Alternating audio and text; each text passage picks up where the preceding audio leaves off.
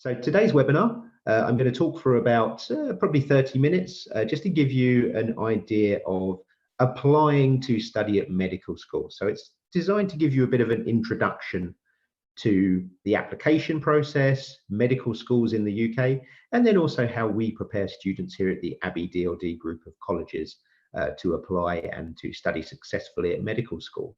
So like I say, it should be about half an hour. It's very much an introductory session, so it's designed for students who are thinking about maybe coming to the UK and studying medicine. So hopefully it will help give you a bit of an introduction as to how that process works and how potentially we can help you. Okay, so the schedule for today, quite simple. I'm going to give you a bit of an overview of medical schools here in the UK. We're going to talk a little bit about the different ways to access an undergraduate medicine program here in the UK, sort of focusing on kind of how we would prepare students. And then I'm going to give you a few simple tips of things that you should be doing now if you're maybe looking to come and join a preparation program for medicine here in the UK in the next year or so. So what can you do from home right now as part of your preparation? And then at the end, there'll be a chance for you guys to answer any questions. Like I say, please do post questions via the chat or via the Q&A. I'm doing the webinar by myself today. I don't have any assistants, so I might not be able to see them in real time, but I will do my best to answer them at the end of the session.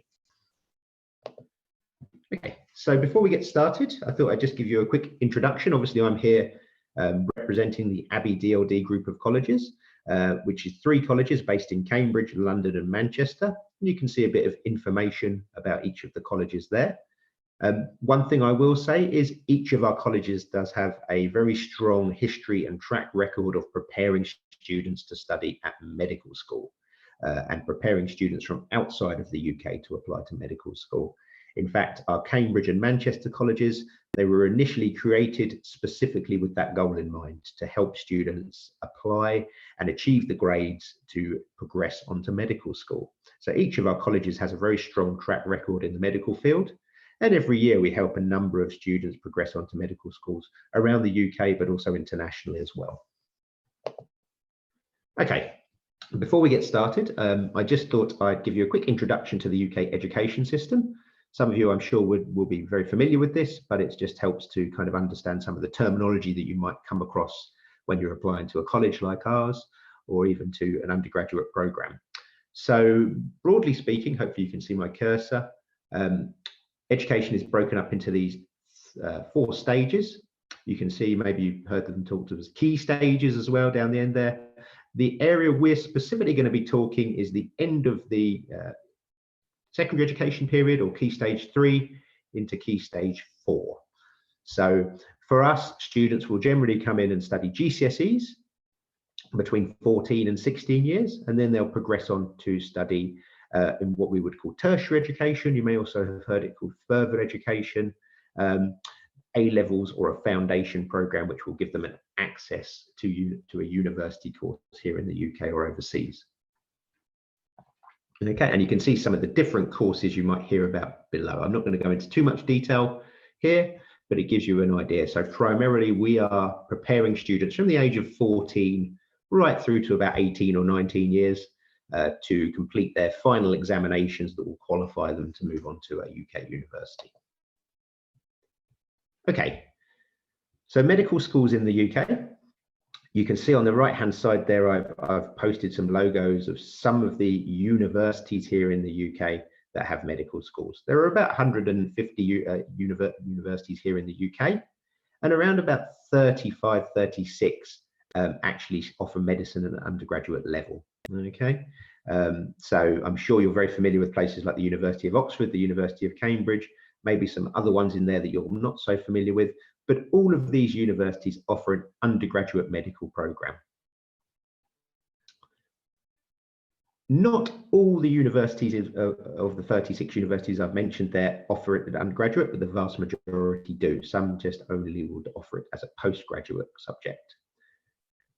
All degrees are regulated by a body called the General Medical Council.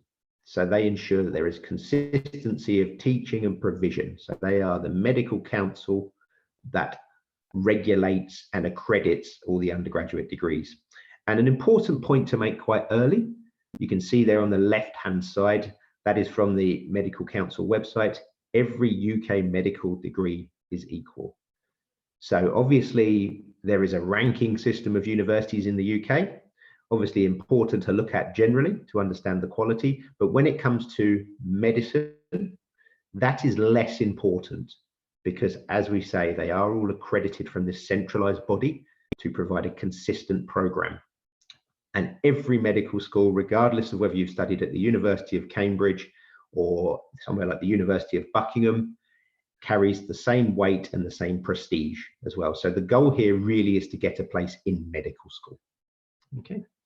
As an international student looking to apply to medical school here in the UK, less than 10% of the intake that these universities are allowed to take in any given year can be international students. So we have a quota system here in the UK, which means that the vast majority of students that are trained in medical schools every year are British students. Okay, and you can see on the left-hand side the figures for 22-23, so that's for this September.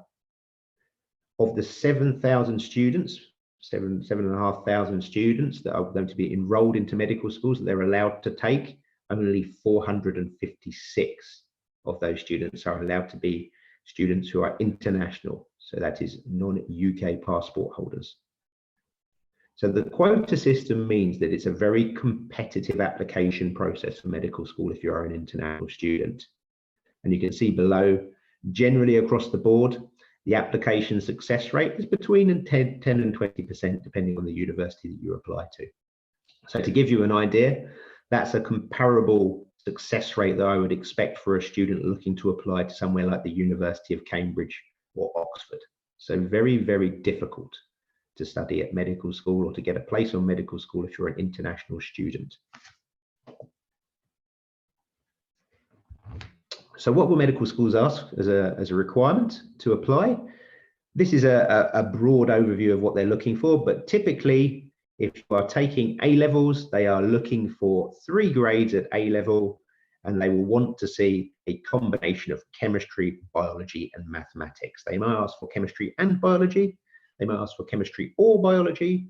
They will always ask for mathematics. And there are other subjects you can also consider as well, subjects like physics or psychology, which are also useful when applying. But generally speaking, they're definitely looking for mathematics and they're looking for a core science A level. Most medical schools will ask for at least an A grade in each subject. Quite often, they'll be asking for A stars. So again, when I talk about the competitive nature, you can see the bar is set quite high in terms of the grades you need to achieve at an A level. English level, we're looking at IELTS level, equivalent to 7 or 7.5. Really important in medical school, they set the bar quite high on English level for international students because there is a lot of work around communication that is very important for future doctors. So really important that you have that qualifying level of English and you have taken an IELTS test and achieved a level of 7.0 or 7.5. There will also be additional tests and challenges that you might not have if you were applying to a different type of undergraduate course. So the most common tests you might have to take are called the UCAT or the BMAT tests. Okay, the UK clinical aptitude test or the biomedicine's admissions tests. Most of the medical schools that you'll see will ask for the UCAT test. The more traditional schools such as Oxford and Cambridge tend to focus on the BMAT, but these are tests that you will need to take and pass at the desired level to guarantee your place. Pretty much all the medical schools will also ask you to attend an interview, either in person or it might be virtually, but generally as we go back to that world, it will probably be more likely you'll have to go to the medical school. There are 2 types of interview as well. The more traditional panel style interview where you sit in front of a selection of tutors who will ask you questions about why you want to study medicine and your qualifications, and maybe ask you questions about your personal statement that you've written as your application. And then there's what we call an MMI interview. So that's mini multiple interviews. So that is where you will be in a group, you will pass around a series of stations with different tasks and challenges to complete, and it will be a timed test. So there might be a clinical skills test, there might be a role play test, there might be a small interview segment of that. Again, this is the more common assessment because it allows the medical skills to assess multiple skills and practically as well. It's also quite good because you get multiple chances to submit different assessments. And if you don't do so well in one, you can very quickly move on and perform better in the other one as well. Whereas in an interview, sometimes if you struggle in an interview, it can be difficult to kind of to progress. So MMI is the more common style now, and certainly that is a great assessment of a broad range of skills for students. Okay, so when you apply to medical school, when you are looking to study at medical school, when you get there, what does a typical degree structure look like? So typically 5 years. Some medical programs you will see as 6 years because they have a foundation year built into that. But if you don't need to take the foundation year, certainly if you're progressing through A levels, it would be a 5-year program. The first 2 years are what we call preclinical work years. After the first 2 years, you'll move into a clinical work section. The preclinical work looks very much like any typical university course. So you will be attending lectures, tutorials on campus, living either in or very close to your university, and having lectures in core subjects. So basic medical science training and lessons in subjects like anatomy, physiology, biochemistry, pharmacology, and pathology. You will be assessed at the end of those years, much in the same way that you would do in your A-level program or in any other university course in the UK. After those first 2 years, you then move into the clinical work phase. Now, this is when you actually go and work as a student doctor in hospitals. Okay, so you will be conducting some of the tasks that we will be expected to do as a fully fledged doctor, under supervision of professional doctors and working with other clinical staff in wards. And the complexity and the level of responsibility of your work will increase as you go through those 3 years. It's also important to remember that you'll have to attend lectures at your medical school, at your university at the same time. So the hospital you work in will often be attached or aligned to that medical school to allow you to stay in that area. Okay, important to remember, obviously, first thing, this is much longer than a typical undergraduate course straight away. And also the level of responsibility, the level of commitment that you'll need to demonstrate is much higher because you'll be expected to work, to manage a workload, but also to continue to attend your lectures, to continue to submit assessments and assignments, and to be successful.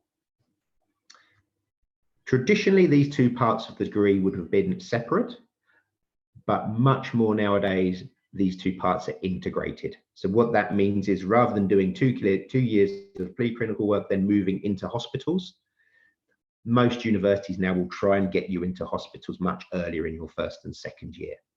So they will blend those elements together now. The more traditional universities still tend to follow this pattern, but most of the universities you'll be applying to will offer a blended or an integrated course. Okay, so when you complete your undergraduate training, are you a doctor? Not quite. So the next thing you will be expected to do would be to enter a 2-year foundation program. So this is where you will be still conducting work-based training, so still working in a school, hospital environment, but you can move away from the medical school or the area where you've been studying your undergraduate degree. Okay, so you can move anywhere in the UK and attach yourself to any other medical school in the UK. Okay, there will be assessments that take place primarily in the hospital with the hospital training staff based there as well. So you'll be doing much fewer assessments with that university. It'll be pretty much managed within the hospital, and you will be working with doctors, with medical staff in that hospital, and you will be assessed for that work that you do. Now, upon completion of that 2-year foundation program, provided you're successful, you will then be able to register with the General Medical Council as a registered junior doctor here in the UK. So then the next stage will be your specialty training. Okay, so this is where you train in a specific area of medicine. So for example, if you want to be an oncologist or a surgeon or a pediatric doctor or a general practitioner, this is where you will then undertake that training. You will be called a junior doctor to ultimately achieve full certification, where you become a fully fledged doctor or a consultant, as you may have heard the term. And that is when you are fully trained as a doctor. Now, depending on the specialization you choose, that training could take anything from 3 to 10 years. The shortest period, for example, is the general practitioner route, which is around about 3 to 5 years. But if you want to go into a surgery route or a specialist doctor route or a specialization route, then that's much more likely to be closer to 10 years. Okay. The good news is you can take a break between your foundation training and your specialty training. So you can take a gap year, you can take a break, you can go on holiday, and when you come back to do your specialty training, you will still be a doctor. You will not lose that status. Okay, so as I've just discussed, here's the pathway just laid out. The really important thing, I think, to emphasize here and to consider if you're starting to think about becoming a doctor in the UK is this one here. You can see there is a huge commitment of resource, time to achieve full training, full certification. It is a long time. So something to be aware of. It will be a huge commitment to your time and your time in the UK. And this is before we even consider your studies to access the undergraduate program as well. So maybe your 2-year A-level program, or even if you've come for GCSEs as well.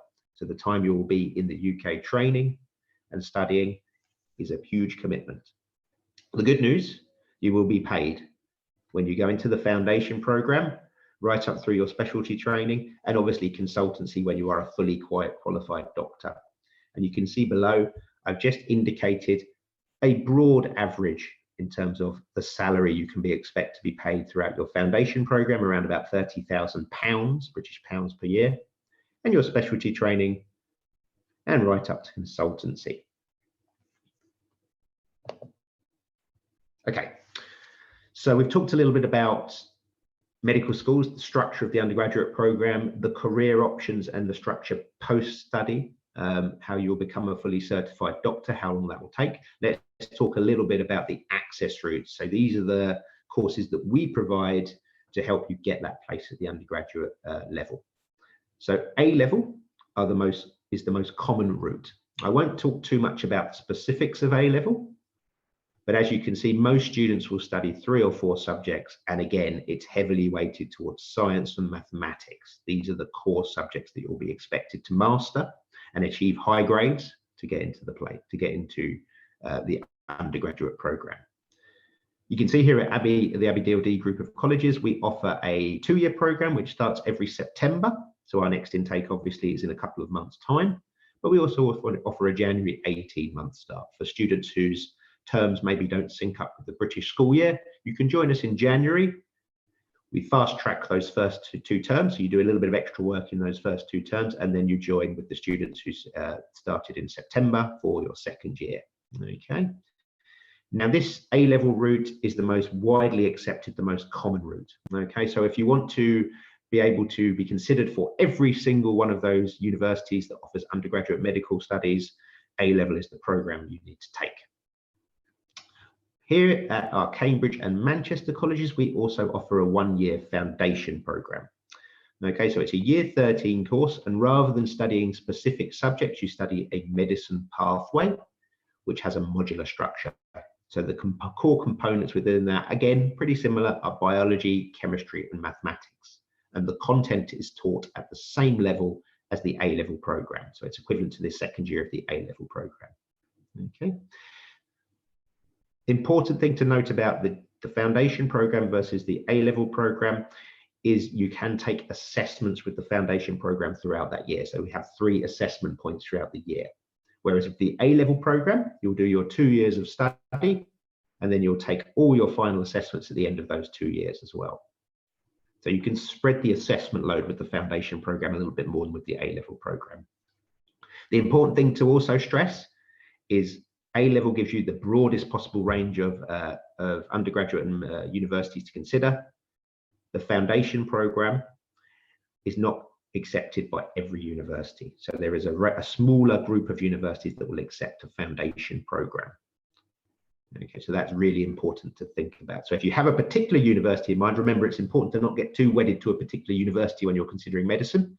But if you really have it in your mind that you want to study at 1 or 2 specific universities, do take a look at their websites and find out what they want in terms of entry requirements for accessing their programs. Okay, so the way we look at the journey towards medicine here at the Abbey DLD group of colleges is kind of like a 2-year program. Okay, so rather than sort of thinking about A-levels versus foundation, we think of a 2-year program where we want to take every step we can to maximize our students' chances of success. When I say success, I mean receiving an offer and getting a place to study on an undergraduate medicine program here in the UK.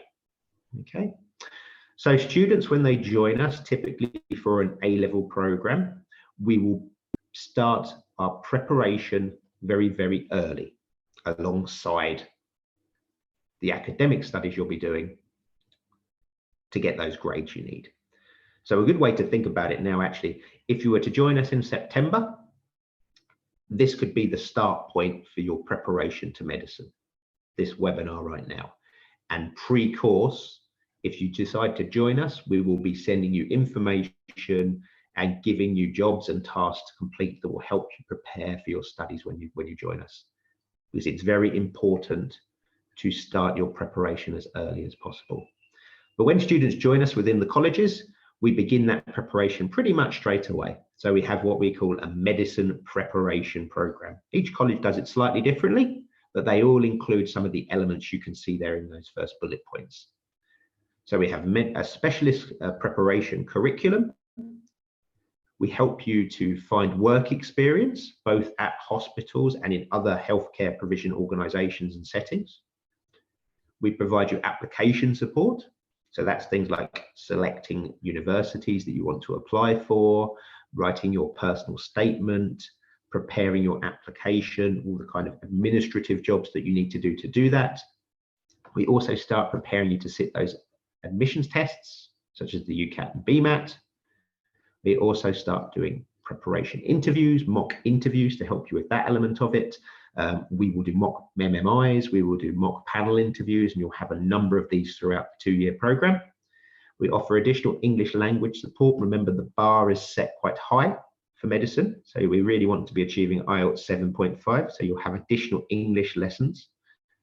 And also we use extracurricular clubs and activities to help provide more context to deepen your learning, to deepen your experience in medicine. So we'll have medicine clubs, for example, where you might develop some more clinical skills that you wouldn't need to do for your A-level biology or chemistry assessments, but will be useful when you're heading into a medical school environment. So some basic clinical skills, for example, things like suturing might be something that we cover in that as well. But we're also exposing you a little bit more to the world of becoming a doctor. So these sit alongside your application, these sit alongside your A-level studies, and it's designed to start making you an attractive candidate, but also to help you understand the demands and the life of a doctor going forward. And like I said, to make sure we are maximizing our students' chances of success, we actually have 3 application routes. Okay, so the first route is through UCAS. Now, if you don't know what UCAS is the admissions service that you need to use to apply to UK universities, or most UK universities, I should say. So the Universities and Colleges Admissions Service. So it's an independent charity where you apply to the UK universities. So through UCAS, you can make applications to 5 universities in a given year. Okay, so generally you would apply to 4 medical schools And you would have also one application which isn't to medicine but is to biomedical science. I'll talk about that a little bit later.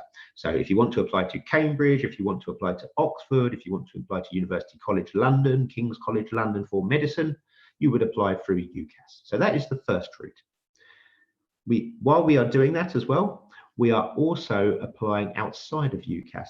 There are a range of universities that you can apply to in addition to UCAS. Some in the UK, the two most famous ones probably are Aston University in Birmingham and the University of Central Lancashire. So these are what we would call outside of UCAS applications. We also work quite closely with universities outside of the UK in places like Ireland and also in the Caribbean. So we have relationships with Trinity College in Dublin, the Royal College of Surgeons in Ireland, and schools like the American University of Antigua and St. George's in Grenada, alongside University of Nicosia in Cyprus. So we can make applications both within UCAS to our five UK universities, but also outside of UCAS to UK universities, but also to universities in Europe and beyond. Okay. And the third route we might choose to take is also to make a biomedicine application. So you can apply to biomedicine, both through UCAS and outside of UCAS, and then you can convert that course into a medicine program at a later date. Okay, so this is one of the reasons why, remember when I talked at the start about a 10 to 20% success rate for international students studying medicine? This is one of the reasons why our students actually have about a 90% success rate in terms of the offers they receive. We are able to provide extensive preparation to make them more attractive candidates, to make them more knowledgeable candidates for those universities. But also we have a plan A, a plan B, and a plan C in terms of the medicine application program. And our UCAS tutors, our directors of studies will guide our students through those pathways. Students who join us for the A-level program can continue on the A-level program through both years. Again, widest range of universities are available to you with that. But also we can choose to move on to the foundation program for the second year and then target specific universities that will accept that program. Quite often for medicine, remember it's an incredibly competitive program. By moving on to a foundation program in the second year, we can actually increase your chances of success to get a place at medicine. So places like Aston, UCLan, as I've mentioned before, will accept the foundation program, but also universities like Buckingham in the UK, Brunel will accept it, and then universities outside of the UK in Europe and beyond will also accept the foundation program. So our goal is to get our students a place at medical school, and through the pathway, through the program we have put in place, we are very successful at doing that. Okay. So we've talked a little bit about the medical schools, the programs, what they feel like, what they look like, you know, what it's like to be studying. We've talked a little bit about kind of how you get onto a medical program, how you would do that through our colleges. You're thinking about medicine. What can you do now in your country, at home, over the summer, before you join a course? So I've put a few tips down here and I'll share them with you in a minute. The first point is start now. Okay, really important. You can't start too soon. If you are joining a course in September, you should be doing some work now to start preparing. If you are joining a course in January, you should be doing some work now. If you are joining a course in 2023, you should be doing some work now. You cannot start too early. So start, being my first point. And maybe attending this webinar is the first stage of that. Okay, really important. First thing to do, familiarise yourself with UK universities and the application process to UK medical school. Visit the university websites, look at their medicine provision. Think to yourself, is it an integrated program or it is a more traditional program? What kind of entry requirements they are asking for? What kind of skills do they expect me to have before I join them and be able to demonstrate? Okay, go on to websites and learn more about the UCAT, the BMAT. There are many websites where you can sit practice papers and understand a little bit more about kind of that element of it. Google MMI interviews. look at some of the assessments that might take place, maybe visit the university websites and speak to current students. Quite often there's a chat function on there as well, where you can ask to be connected to a current undergraduate student. So try and understand a little bit more about the journey to that medical school, what they're looking for, and how that fits with your skills as they stand. Okay. On the right-hand side here, I've actually got an excerpt which is quite useful, I think. This is actually from the University of Cambridge. So this is part of their medicine undergraduate website page. And it's actually sharing some of the skills and qualities that they expect students to be able to demonstrate to get a place. So you can see straight away, they're trying to help you out here. They're trying to give you a little bit of a clue about kind of some of the things you should be doing now. They also provide some really helpful links to things like the NHS Constitution, the core values and attributes that you need to be a doctor. So start looking at the university websites, start familiarizing yourself with the different universities, what they provide, how their programs are structured, and what they're looking for. Okay, then you can start to build your learning around this. Read around the subject, really important for any subject, but even more so in medicine. Okay, and when I say read about the subject, I don't mean read about biology, chemistry, mathematics. Obviously, it's important to do that aside, but read medical books, journals, read news stories, try and understand the profession, where it's at, what are the latest things that are happening, and try and focus your understanding around that as well. So there are many resources online. You can Google, you can find UK newspapers, for example. Some have paywalls, but some are free. We'll have healthcare sections. There will be many stories that are related to the NHS that you can find on BBC, for example.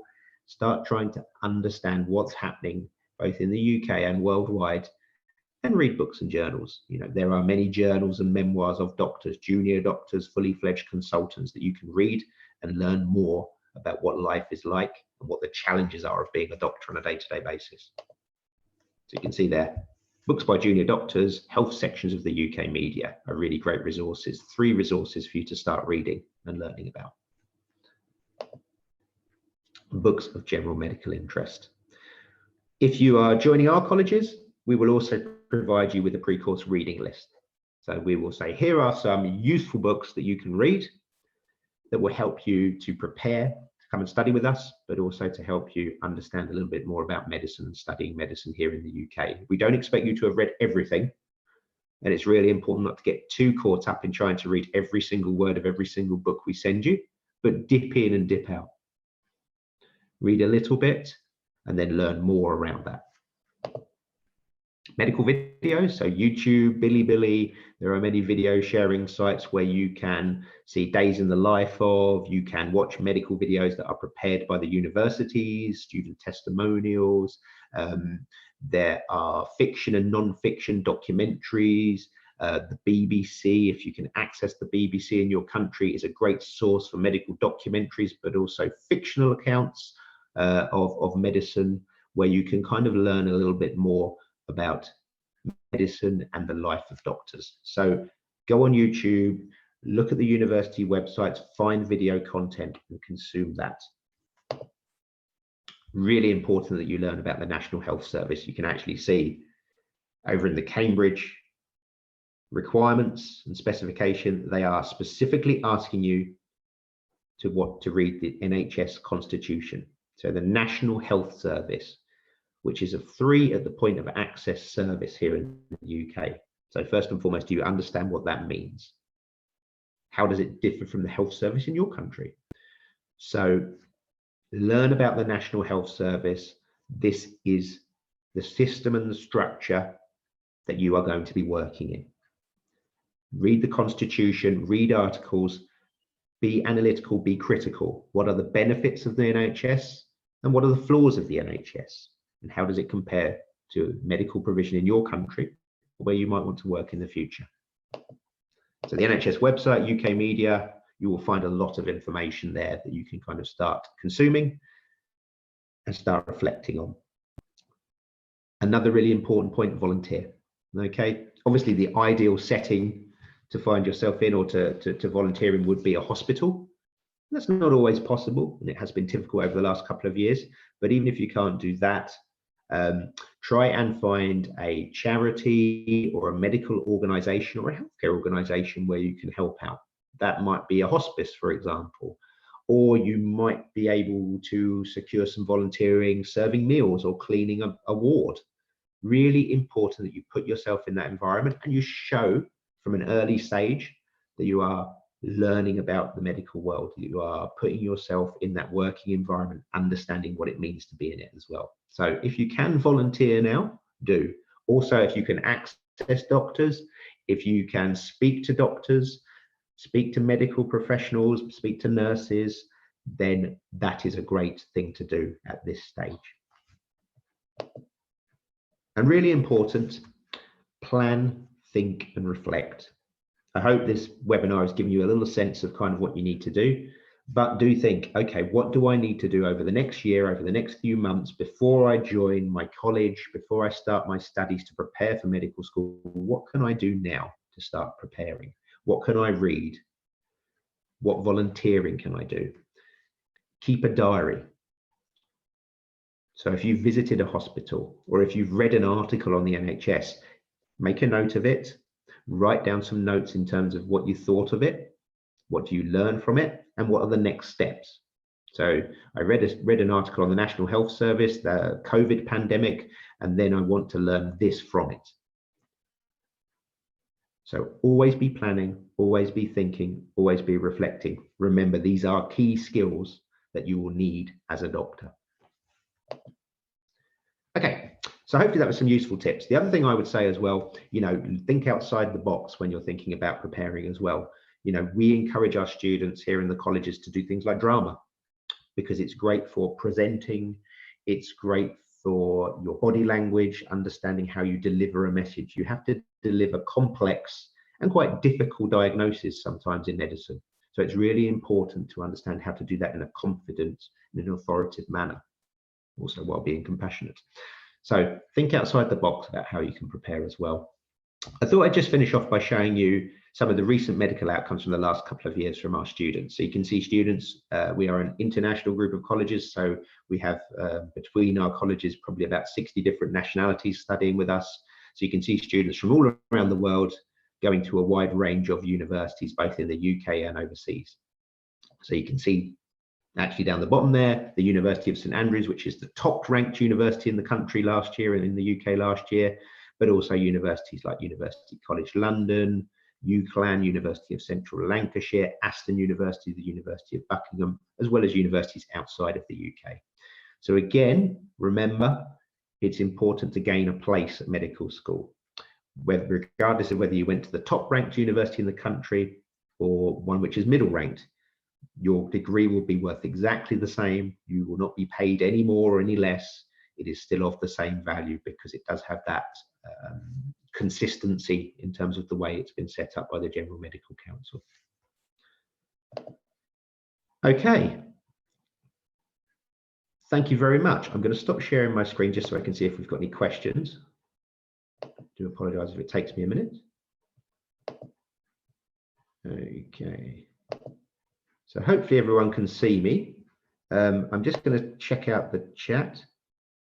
Looks like my slides are a bit slow. Hopefully they started working. If anyone does have any questions, please do post. Do feel free to post.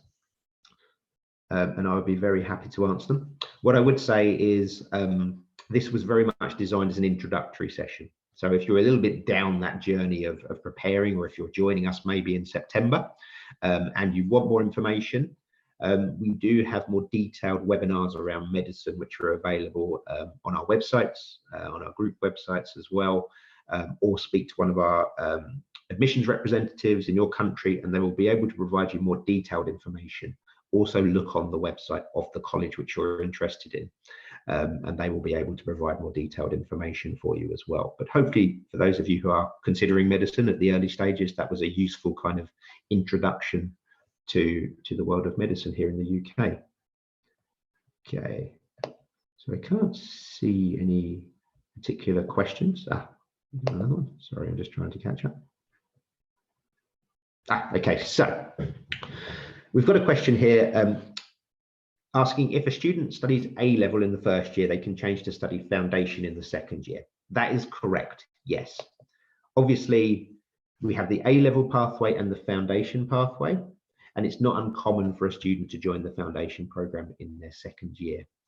We have a medicine foundation program, which, like I say, is recognized by quite a wide range of universities.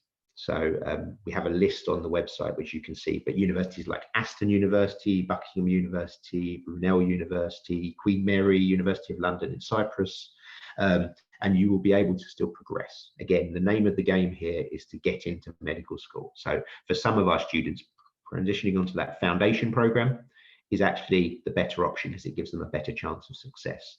Like I say, if you wanted to study at Cambridge and study medicine, which is incredibly competitive. We have had students go there in the past, but it is the most competitive pretty much, or Oxford.